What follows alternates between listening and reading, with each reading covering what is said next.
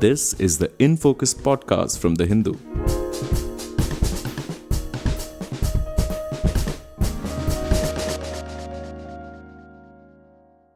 Hello and welcome to The Hindu's In Focus podcast. I'm Kunal Shankar, The Hindu's deputy business editor and your host for this episode. On March 10th, India signed a free trade agreement with a group of 4 European nations committing to reduce tariffs. In return, India would receive $100 billion in investments over the next 15 years.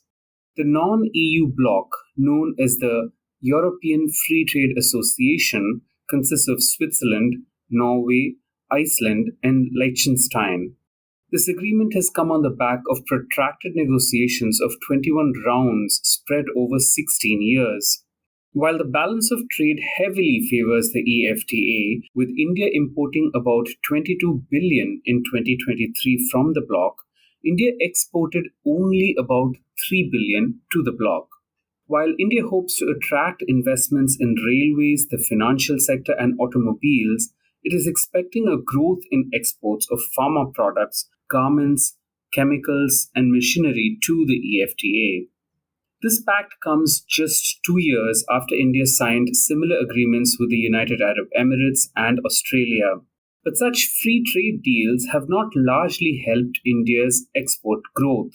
In fact, it has generally been more beneficial to the other nations or blocs who have signed such deals with India. For instance, India's 2011 Comprehensive Economic Partnership Agreement with Japan enabled Japan to double its exports to more than $16 billion in 2023 from $8 billion in 2011. On the other hand, India's exports to Japan remained static at $5.46 billion in 2023, a tad up from $5.09 billion in 2011. This mirrors other trade pacts like the one signed with the 10-member Southeast Asian bloc, the ASEAN, in 2010. In 2022-23, India exported goods worth about $44 billion to the region, while its imports were valued at $87 billion. The trade deficit in 2022-23 was $43 billion compared with $7.5 billion in 2010. Why is India then entering into more such agreements? How different is the EFTA from those signed with other nations and blocs? And are such deals a substitute to larger WTO-led trade frameworks where India tends to have a larger say because of the backing of other developing nations? To discuss this and more, we have with us Professor Dinesh Abrol, a retired professor at the Institute for Studies in Industrial Development. Professor Abrol, thank you so much for speaking with us today. If I can briefly ask you to introduce yourself to our listeners, please. I'm a retired academic, though I continue with Jawaharlal University in the program called Transdisciplinary Research Cluster on Sustainability Studies, where I serve as a faculty member in the program. Prior to that, I was professor at the Institute for Studies in Industrial Development and ICSSR institution. And prior to that, I was at the CSIR, Council of Scientific Industrial Research, National Institute of Science, Technology and Development Study. I superannuated from CSIR NISTAD as chief scientist in 2013 and continue to be active academically. And I've been associated with the National Working Group on Patent Laws and WTO, which looked into trade and investment. My major areas of work have been sectors like pharmaceutical, biomedical research, agricultural research, and science and technology policy. These are the areas where I have specialized. I think an excellent speaker as well to sort of really talk to us about the current topic that we have on hand today. So today we are, as we had sort of spoken about earlier, Professor, we're really going to discuss about the sort of what appears to be a spree of free trade agreements that India has been getting into with various countries, beginning with the United Arab Emirates a couple of years ago, and then Australia. And as you know now, it has also been doing so with Canada, but it's stalled over the sort of diplomatic row over what India perceives as anti-India activities on its soil. And of course, there is the UK Free Trade Agreement, which is still ongoing. So, first, if I could ask you to give us an understanding of the history of free trade agreements, in your through your career that you've seen, what has that meant for India, its economy, and why have we largely avoided such agreements in the past? India has been talking FTAs for several years, both in bilateral and regional form, and trying to boost its exports through free trade agreements. More so recently, the trigger is that WTO itself is, in terms of multilateral trade rules, getting weakened and eroding. And as a result, the path that India is trying to choose, in that it wants to now utilize FTAs, the free trade agreements, preferential trade agreements, which are more narrow in terms of certain products, etc. FTAs always are more comprehensive, cover always several disciplines, and the latest one, which we would discuss later, actually is quite a comprehensive trade and economic partnership agreement. So the key reason why these FTAs and PTAs have been, I think, getting momentum, because of also the change in not only WTO conditions, WTO erosion, but also the geopolitical situation as it has evolved over the period. Now, the US itself has gone back on its earlier neoliberal advocacy and started using protectionism, and particularly the US-China rivalry is the reason behind many of the push that we are receiving. Even in the case of Europeans wanting to enter into trade agreements, US wanting to enter into such partnerships, and we know that IPF is also under negotiation.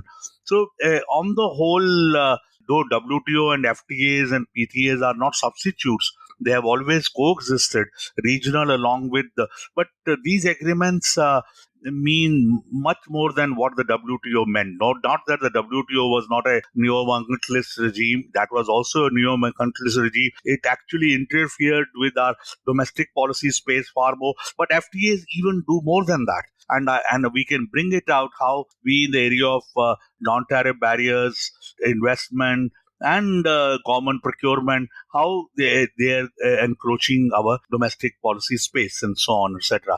So 13 FTAs were entered into, already, and some are all in the pipeline, as we know.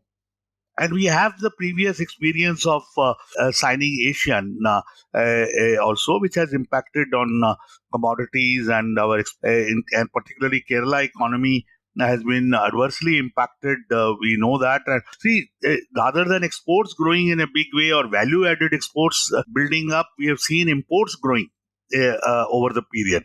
And import dependence of the country has gone up in very much manner, and the kind of disciplines, that areas which we are trying to seek now coverage in through these FTAs and so on, etc., as includes services also, includes investment also, and so the scope is really expanding. And WTO also we could put limits to. We negotiated, and in some areas we lost quite a lot, but in other areas we could protect ourselves. For example, in general agreement on trade and services, we could protect our space. Similarly, in the case of IPR, also we did try defending our space, and we could get. We lost few areas like on product patent and so on, etc. But we protected ourselves well. So, on the whole, if I have to summarize. Or what I've just now described to you, FTAs and FPTAs are not same as WTO. So WTO is a multilateral trade rule system, whereas this is regional, and we are trying to find ourselves in alliance with Quad and Australia. That's why we entered into. And now the European route that we have taken, and even Europe is wanting to, enter into agreements, etc. But are we really? Even though I do not think that the free trade agreement is really the framework in which cooperation in trade and investment should be sought, but what we have got itself is not a good deal. It's quite a bad deal, and we'll come to that. Right. Thanks so much for that rather the long focus analysis of free trade agreements and specifically pinning it to the significance of the World Trade Organization, especially since the ministerial conference just got over in Abu Dhabi not so long ago before we signed the European Free Trade Association agreement that you're sort of referring to on the 10th of March. You called these agreements neo-mercantilism, and indeed there were, or rather, mercantilism led to colonialism, as we know. But in the current scenario, could we expect it to be different in the sense that, I mean, you did point out the ASEAN experience, saying that it has largely landed up being an import-oriented substitute as opposed to an export measure, which is what India ideally seeks. So, why has this happened, firstly, and why have we gone back to agreeing to these regional cooperations, as you have called them, when our experience has been rather negative? See, remember to distinguish between FTAs that South signs with the North. And then there are agreements among the countries which can be broadly called the global South, or at least countries which are not part of the North. You can call them developing countries, you can call them emerging countries, etc. And I think we need to distinguish between two types of FTAs that India has been signing, etc. Right. So, wouldn't you then, in that case, say that the ASEAN bloc, although it does have, say, Singapore, which is a developed nation, I mean, in the larger scheme of things, has pretty much global South countries, which includes Vietnam and the Philippines, etc. So it is rather a South-South partnership, wouldn't you call it? See, the ASEAN was signed at a time when India did not think that there is a requirement of industrial policy. Remember, China entered into more open economy trajectory while keeping its investment-led path and industrial policy intact. And as a result, it could undertake both independent innovation, indigenous innovation, and also as a result emerged as a rival to the United States. See, finally, your trade competitiveness or investment, outcomes depend upon how much you are really building your own national innovation system and competence. Then only you are. Though I think on the whole, when you look at it from the global or world point of view, some countries will be the loser. It's a beggar thy neighbor policy because this is neo-mercantilism. Essentially, it's the traders who govern rather than the people's interests govern. So FTAs in themselves are really not the framework in which one should be actually seeking trade cooperation because it is more of competition. And but the point which one needs to, okay, fine, we did it, but China also, if, as I was saying, utilized some of these mechanisms and pathways, but kept its industrial policy intact, kept its investment-led path intact, kept its indigenous innovation, independent innovation. It spends now 3% of its GDP, which is a huge, and whereas we spend 0.65% of our GDP only on R&D. Our technological capabilities have weakened. We are now back like into a situation like the Latin America was in. We are really pursuing what is called, I call, dependent path. And FTAs into the dependent path can only worsen the situation, Kunal. They cannot improve the situation. Our import dependence will continue. And when we will come to an encroachment into investment space, and whether it is in services or it is in goods or in manufacturing, when you will look at it, the kind of things which we are entering into, I see only worse things happening, and rather than really positively gains being made, like the which let's say China made. Right. So let's then jump into the most recent free trade agreement that we have signed with the European Free Trade Association, the non-EU countries of Switzerland, Norway, Iceland, and Liechtenstein, which we signed on the 10th of March after a protracted number of years of negotiations of 16 years. Yeah, 21 rounds. Right, exactly, 21 rounds. So, how do you view this particular free trade agreement, what, in your view, are the consequences for the economy and India's trade relations in general? This is really a brush agreement covering disciplines ranging from not only tariffs reduction issue, but also trade in services, strong rules of origins, intellectual property rights, provisions, related changes being sought by the Europeans, as well as the investment promotion, common procurement. Such kind of agreements we have never entered earlier. This is the first time this TEPA, what is called the Trade and Economic Partnership Agreement, is quite comprehensive, and it's going to be the model for even our negotiations with the UK as well as with the European Union. I'm very clear in my mind that EFTA has set the model, and that's the model which we are going to follow. And the consequences of this particular model, before we come to, let us try to understand what this EFTA region is all about. Our total trade with EFTA was, Kunal, about $19 billion, and out of which the 13 billion was just gold imports, and that is from Switzerland. And though in the case of FTA, we have not really changed our tariff much in the case of gold, but the rest of the trade is only about 6.6 to 7 billion bilateral trade, which is a small trade. And anyway, on the whole, EFTA constitutes to be, only I think 1.5%, if my figures are correct, of the total trade with India. And this is, A very small, I mean, not insignificant, but very small percentage of India's trade is really with these four countries. Yeah. And what are these 6 to 7 billion? What are we going to have? See, it's we import from Switzerland watches, chocolates, biscuits, and things like that. Though in the case of sensitive agricultural products, we have not yet accorded really space to them. But I think the fine print will have to be seen whether the imports will grow even in the case of dairy products and so on, etc. For which, but certainly in the products which I've just now mentioned are one areas where we can expect consumers to may get some lower prices, etc. But these are products which are consumed by upper class, and not really by the people. So these imports are not going to do any value addition. They are going to be final products which we are going to be importing. And exports, as far as are concerned, though it is going to be linked to what they have said, investment, agreement, and there is a agreement. Yeah, there's a clause of $100 billion that the four countries have committed to invest in India. 50 billion within first 10 years, and then 50 billion in the next 5 years of after that.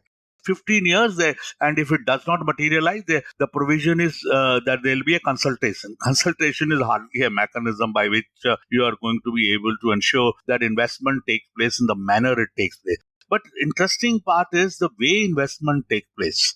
Even whether it is a 50 billion or 100 billion, the question is, what is that investment adding to? So, what do you mean by that? I see. Take the case of agrochemicals.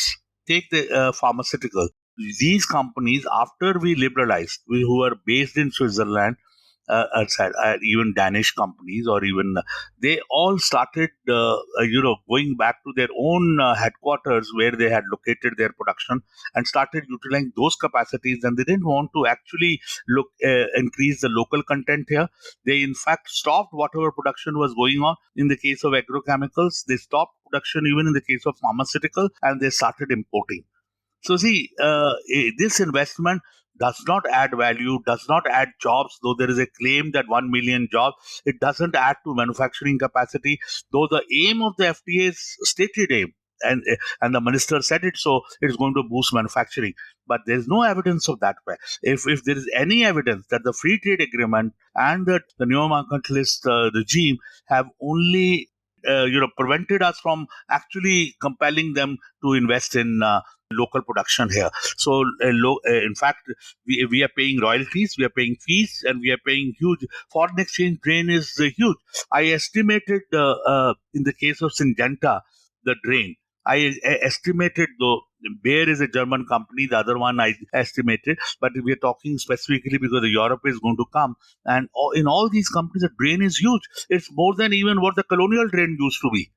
So you talked of neo-mercantilism as colonialism, and I see the possibilities of neo-mercantilism. Of course, they don't politically and govern. They don't govern us here. We have certain amount of autonomy and space. It's not. But at the same time, if you're embedded in structures in which you lose your autonomy and you lose your policy space, a situation like import dependence, technological dependence are bound to come, and you can call it neocolonialism. You will be integrated into the international division of labor in a manner that which was not very different at the time of the colonial period, and it's same. Right, right. Wow. I mean, that's a rather stark analysis of what can follow. So, why has India not been able to get a more favorable, or rather a more nuanced or layered free trade agreement like China did with these countries in the past? You had indicated that China was able to cap a certain degree of, say, local investment, cap a certain degree of R&D locally, cap a certain degree of value addition locally. Why has India not been able to do that? I would say there are two reasons. One, China was not undertaking autonomous liberalization. And as a result, they had the possibility of using their market access as a bargain chip. And China did use that for both technology transfer at times as well as certain market access to even Europe itself. Take the case of their deals with Siemens and so on, etc. Philips. They ensured that. Whereas India liberalized autonomously its investment space, did not use its market as a bargain chip or any other capability which they were looking for, let's say even our talent as far as is concerned. We produce huge amount of talent, and I'll come to that later because that's a very key area of concern. All the talent that we produce today is sitting in Bangalore and serving the U.S. companies and the European companies. So rather than Indian needs, so that talent we are making it accessible to these companies through the investment route which is being negotiated under this. So it's basically desperation on India's part that when it does not, it has not followed industrial policy, it hasn't followed a technology policy, it hasn't followed an investment-led path, and followed largely what I call an export-led, export-driven economy model. That model has a huge amount of weakness, and in the new geopolitical situation, it is going to even show its weakness far more because the North itself is beginning to pursue protectionism because its own working class, its own various even sections of bourgeoisie are putting pressure on them, saying to not to keep it open.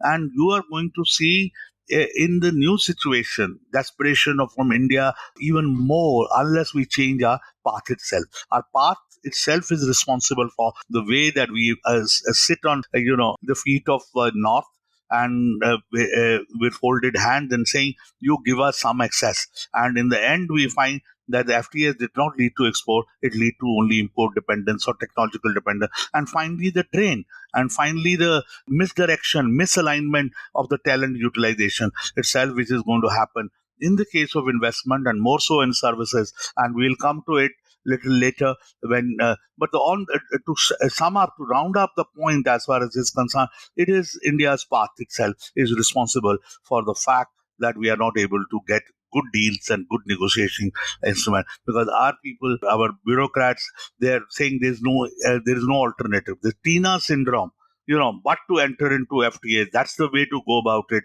That's the way to expand market. Total misunderstanding of even Chinese path, and the Indian path is, I think, if nothing else, a dependent path. Right. Interesting. So, Tina syndrome. So, if there is an alternative, what would you suggest for it to be? Firstly, when you say that we would largely become import dependent, these investments that have been promised, this 100 billion, let's just take this EFTA agreement, the TEPA that you just mentioned, would that not be in high-end technologies like, say, the watches that you spoke of in Switzerland or the pharma companies, and also in the backdrop of the fact that India has a robust generic pharma industry?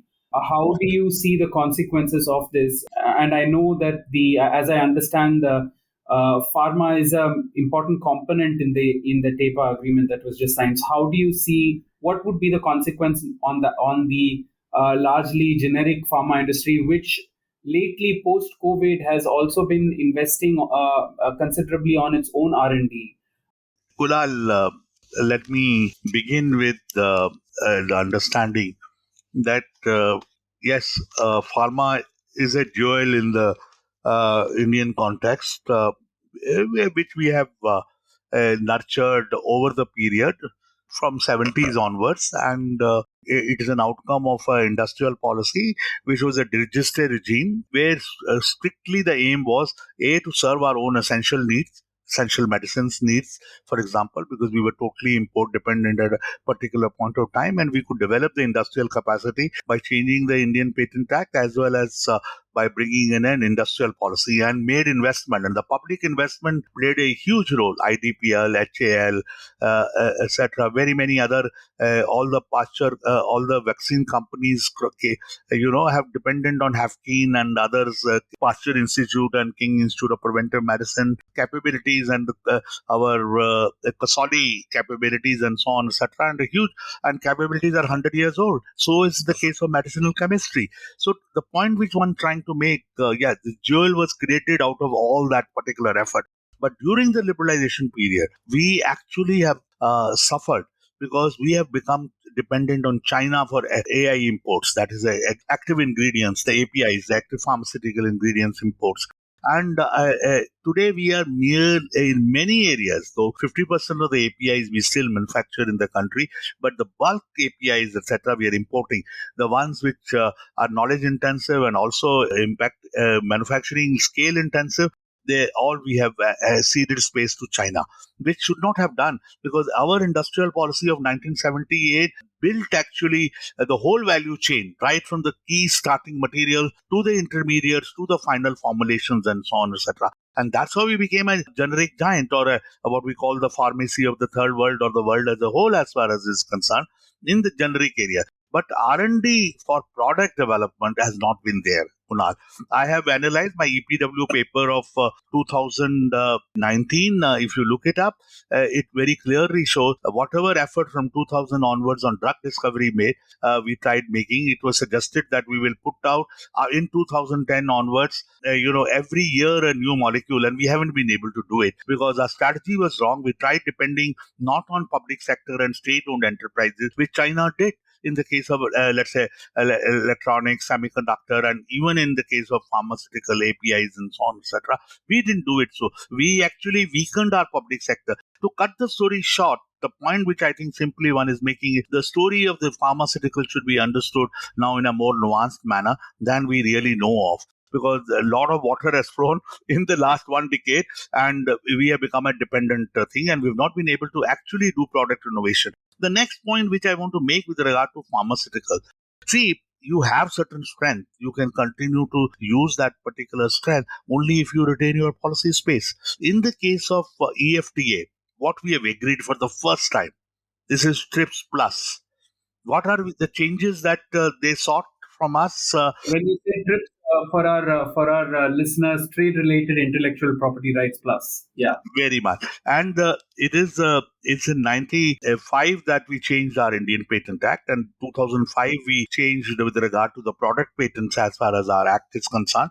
And if you look at all the new molecule entities and the NCEs, the new chemical entities, for which the European companies or the US companies have filed patents in India, their number is far more than ours. And our patents are at the most in process or formulations.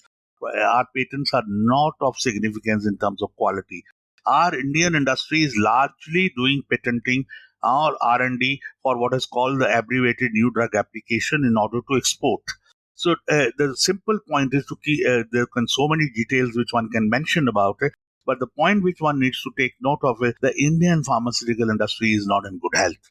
Now, even and if the EFTA has entered into an agreement which is going to further dwindle the policy space, you are going to have two types of impact. One on the domestic market, other one is on the future capability building. If you take the domestic market, see, look at the domestic aspect, and which finally even links to the export. There are three areas in which changes have been sought.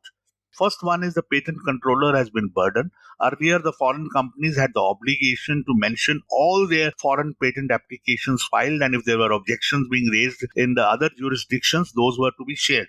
Now they have waived that particular and given more freedom to the corporates and saying you don't need to file all that particular information. And it will depend now on the patent controller and the patent examiners that whether they'll be able to do justice to it. Earlier, at least, we had a mechanism by which the information could be sought. Now it will have to be all sought from public domain, and I have myself done that kind of work. It's not an easy work.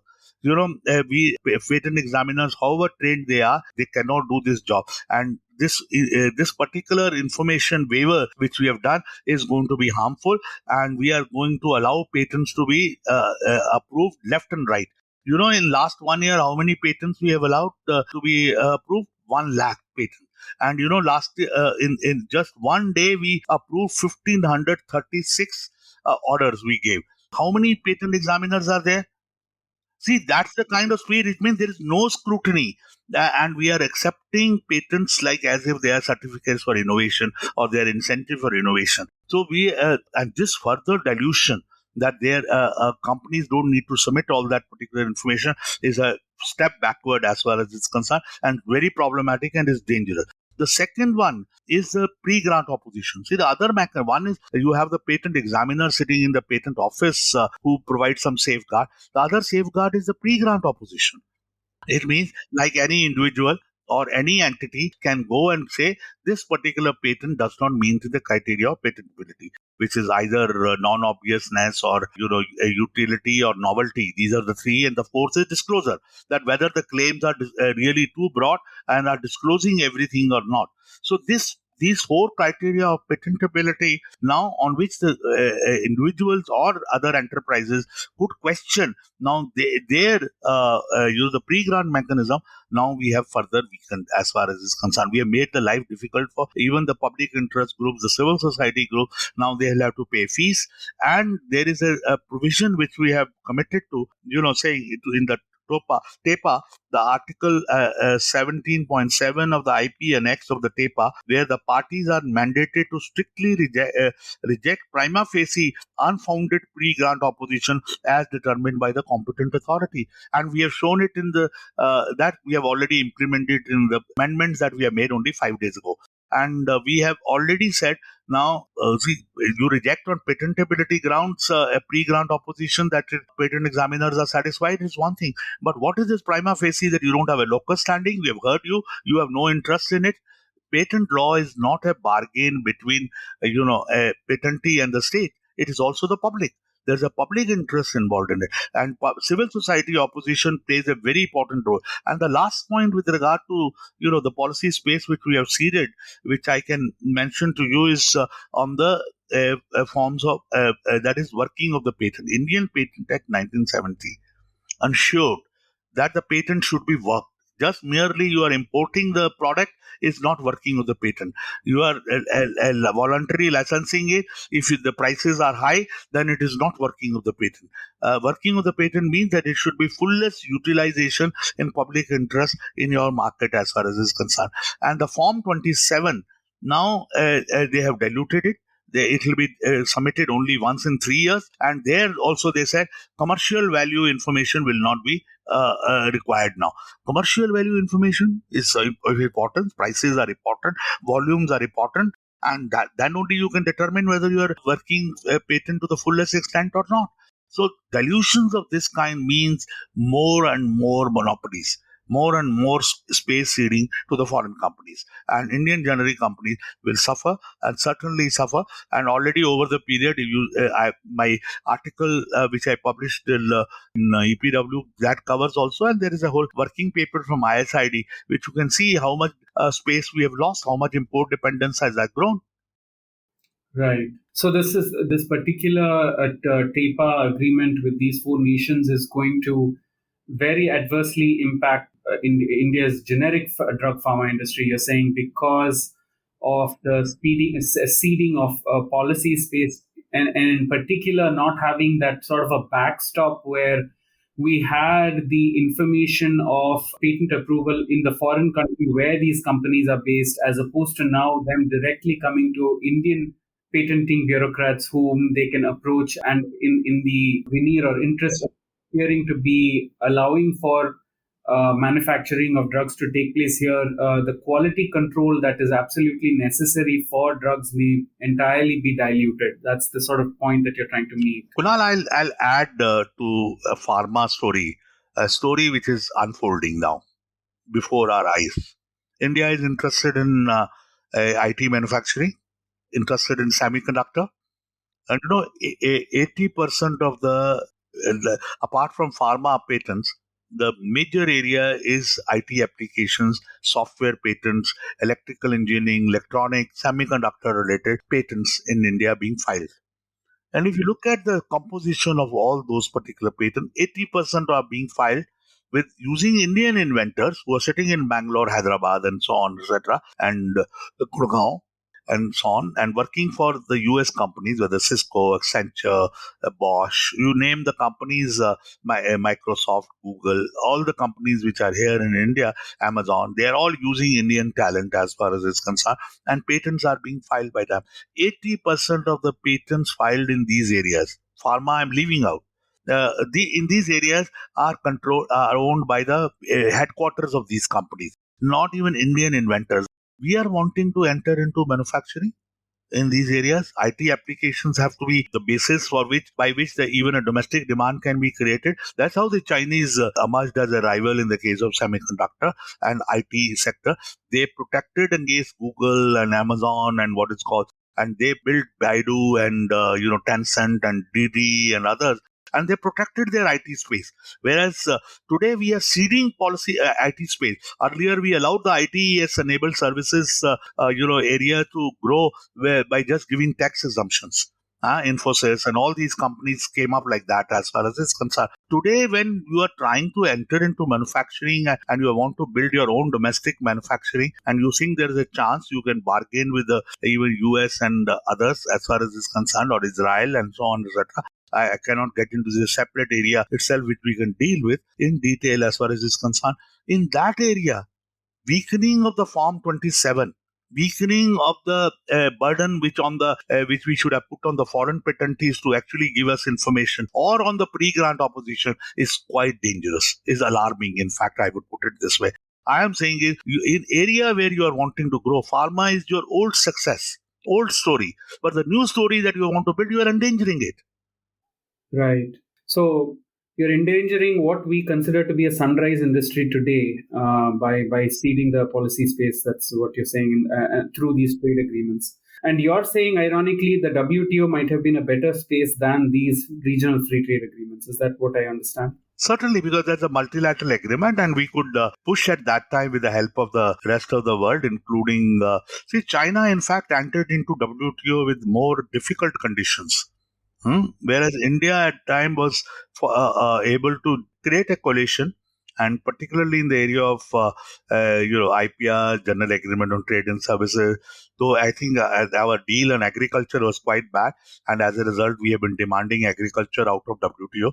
But that's another area which we can deal with it, but separately. Here, the WTO as a multilateral system is a better system, because there you are not subject to the regional pressures, which is what we are today under. The American pressure in the case of this IPRs has been there. We have been part of all their special 301 report, and even this particular EFTA agreement in which we have agreed to IPR was already known to the US.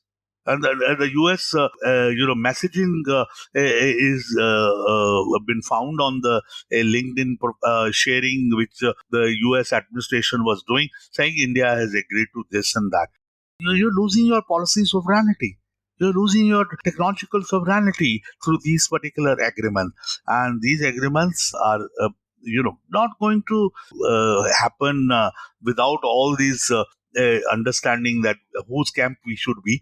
We should be maintaining autonomy. We should try to cede lesser and lesser space, even if we are wanting to get certain amount of space for exports and all that is concerned.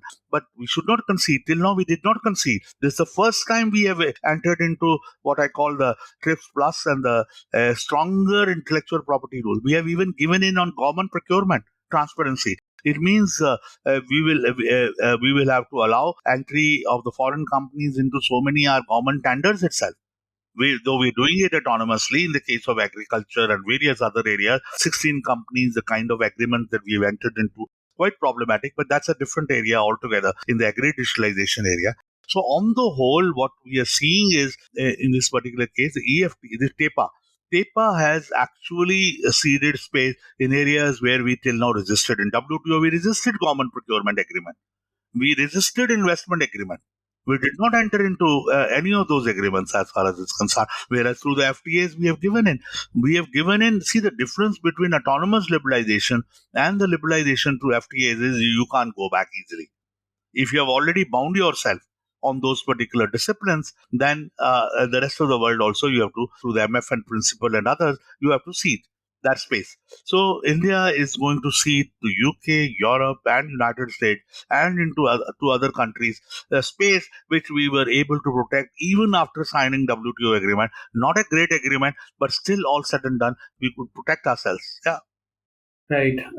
I think that's all we have time for, Professor Abrol. Thank you so much for this very insightful conversation. So we really need to sort of look out for what comes next, which is the UK FTA, and that will tell us if really, as you say, the agreement with the FTA would become the standard upon which India then builds, which would, as you say, be rather ominous for the country. Well, thank you so much, sir, for your time. Thank you, Kunal. Thank you very much. In Focus will be back soon with analysis of the biggest news issues. In the meantime, you can find our podcast on Spotify, Apple Podcasts, Stitcher, and other platforms. Just search for In Focus by The Hindu. We'll see you soon.